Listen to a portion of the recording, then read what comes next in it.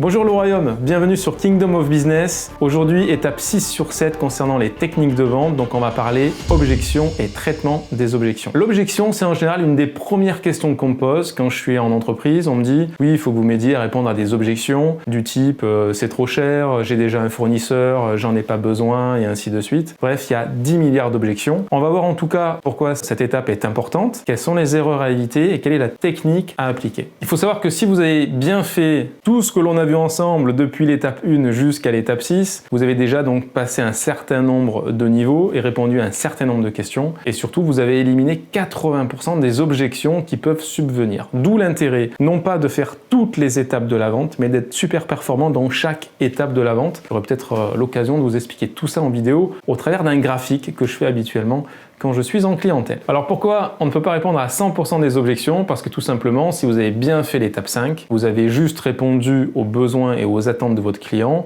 et au lieu de lui faire l'effet catalogue qui est l'erreur classique des mauvais vendeurs, vous avez ciblé vos arguments. Donc vous n'en avez donné que quelques-uns mais qui sont des arguments très importants. Donc forcément, comme vous n'avez pas tout dit, ça laisse des questions en suspens et donc c'est tout naturel que lui vous pose des questions et que vous puissiez lui répondre. Et puis on dit aussi que l'imprévu fait partie des choses qui arrivent. Un rendez-vous ne se passe jamais comme prévu, donc vous devrez faire avec l'imprévu et le gérer. Donc si par exemple une objection arrive et que vous ne l'avez pas identifiée, c'est à vous d'enrichir votre connaissance et d'imaginer derrière qu'est-ce que je peux répondre à ce type d'objection si demain elle ressort. Il faut vraiment incrémenter sa base de données par rapport aux objections pour avoir, on va dire, une visibilité complète de qu'est-ce qu'on peut me répondre et surtout qu'est-ce que moi je peux répondre à ce type d'objection. Alors deuxième remarque concernant les objections, une objection n'est pas là forcément pour vous déstabiliser. Ça peut arriver dans certains cas, quand vous êtes par exemple en GMS, en grande moyenne surface, je vais vous citer un exemple par exemple, ça va vous permettre d'illustrer, mais à un moment donné de ma vie, j'ai vendu du lait à marque Lactel, et donc je suis arrivé chez un client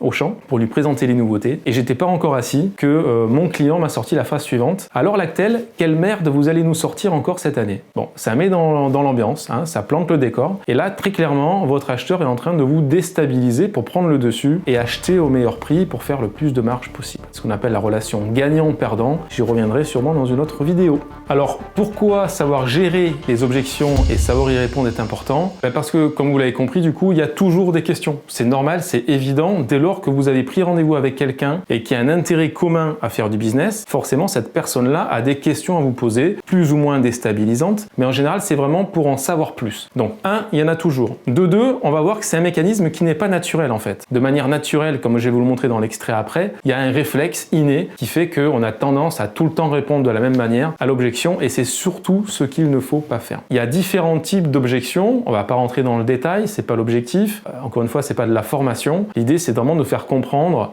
ce qu'il ne faut pas faire et ce qu'il faut faire. Donc si déjà vous comprenez ce mécanisme-là que je suis en train de vous expliquer, vous avez fait un très grand pas déjà sur le traitement des objections. Donc voyons ensemble les erreurs à éviter sur cette phase. Donc je disais que ce n'était pas naturel de répondre à l'objection. Effectivement, l'erreur classique qui est commise, c'est de répondre à l'objection par un argument. On va prendre un exemple tout simple. Si je vends des lunettes et que je fais essayer des lunettes à un client, il se peut que le client me dise « la forme ne me plaît pas ». Et là, le réflexe classique du vendeur ou de la vendeuse, c'est de dire « regardez, on a aussi cette forme-là » et de faire essayer. Donc en gros, il y a eu une objection de la part du client et le vendeur ou la vendeuse répond par un argument à cette objection. Et ça, c'est la méthode à ne pas faire. Un peu comme dans l'extrait suivant, Astérix et Obélix, où pareil, on va voir que l'objection c'est quelque chose qui est plus ou moins profond, qui se soulève et qui est mis face à la tête du vendeur. Après, à lui de savoir le gérer. Et vous allez voir que là encore, le réflexe c'est de répondre du tac au tac. Et c'est exactement ce qu'il ne faut pas faire. Donc on regarde l'extrait et après on basculera sur la partie, la technique à retenir.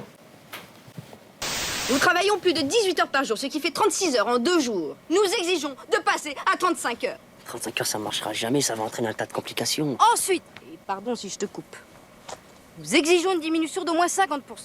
Une augmentation, vous voulez dire? Mais non, nous exigeons une diminution des coups de fouet. Autre exemple pour illustrer le fait que c'est inné de répondre à une objection par un argument, on va au restaurant, on a pris une entrecôte et on nous propose systématiquement frites et salades. Sauf que si j'aime pas la salade et les frites, qu'est-ce qu'on me propose? Immédiatement, on propose des légumes. Si j'aime pas les légumes, on va me proposer du riz. Si j'aime pas le riz, on va me proposer des pâtes. Et ça va durer combien de temps comme ça encore? On sait pas. Puis au bout d'un moment aussi, en tant que client, je peux avoir l'impression d'être un client qui commence à être un peu embêtant à la vue du serveur, alors qu'en fait, je fais juste que dire ce que j'aime pas en fait, tout simplement.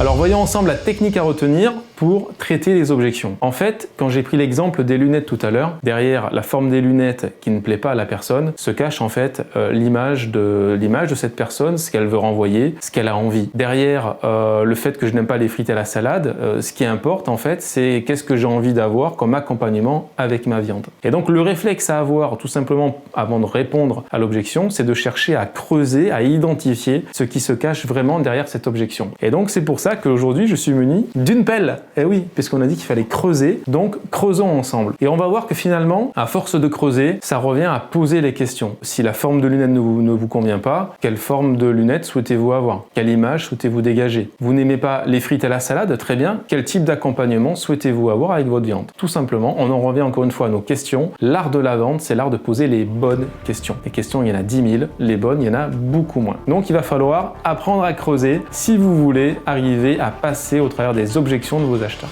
Alors, exemple concret en vidéo. Je suis opticien, j'accueille mon client. Vous avez vu que le client est roi, donc forcément, Monsieur Bob aujourd'hui est le roi. Donc, j'accueille Monsieur Bob. Bonjour Monsieur Bob, bienvenue chez Kingdom Lunettes. Que puis-je pour vous? Vous avez vu au passage que puis-je pour vous est une question ouverte qui invite à faire parler son client. Je vous ramène donc à l'étape 3. Les étapes de la vente sur la phase découverte. Donc je reprends. En quoi puis-je vous aider? Ah, vous êtes à la recherche d'une paire de lunettes. Ok. Quel type de lunettes portez-vous aujourd'hui? Ah, vous n'en avez pas, c'est pour une première paire. Parfait, écoutez, nous avons un très grand choix de modèles, vous allez trouver forcément votre bonheur.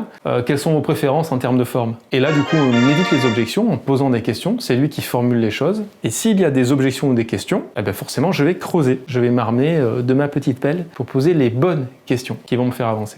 Bon, on est d'accord, Bob sans lunettes, c'est plus Bob, donc il faut lui remettre ses lunettes. Hop, parti. Un exercice périlleux. Un coupera au montage. Hein. Yes.